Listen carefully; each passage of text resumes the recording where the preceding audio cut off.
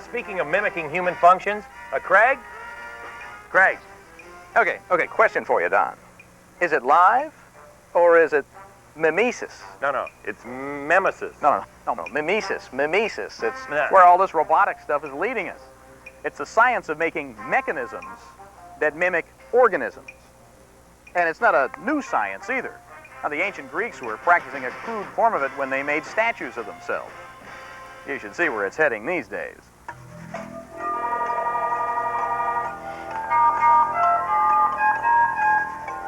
These are two members of the Flock, a sort of interactive sculpture created by Ken Rinaldo and Mark Grossman of San Francisco. They see, they speak, they hear, they feel, and they're designed to react spontaneously pretty much any way they want. So in a sense, they can even think.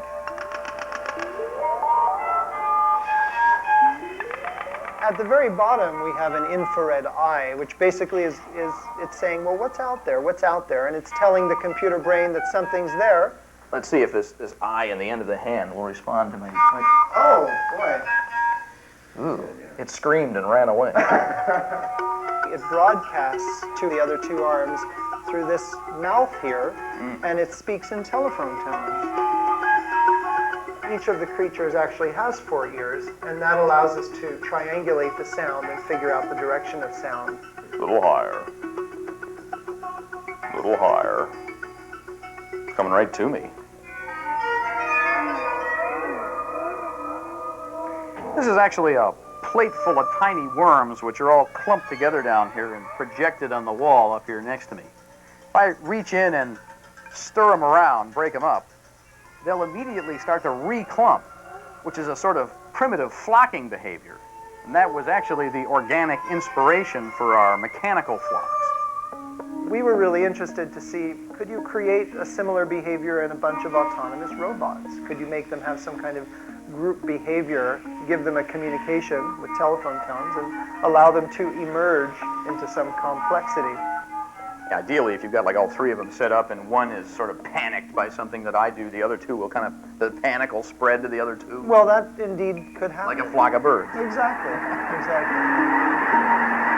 You're pushing that boundary between natural and artificial life. Maybe is a boundary we don't want to push, you know? Indeed. What we're seeing in today's society is that human beings really are having to move at the pace of the machine.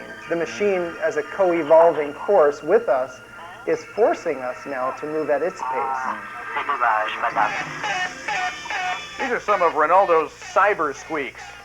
They're all mewling at me discontentedly because I've got them agitated.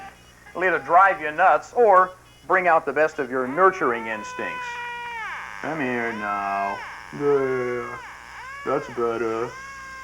Granted, it's kind of a low-end form of mimesis, but could represent the first real generation of digital wildlife. I don't know, Don. Once we drive all the real stuff into extinction, we may need some of this.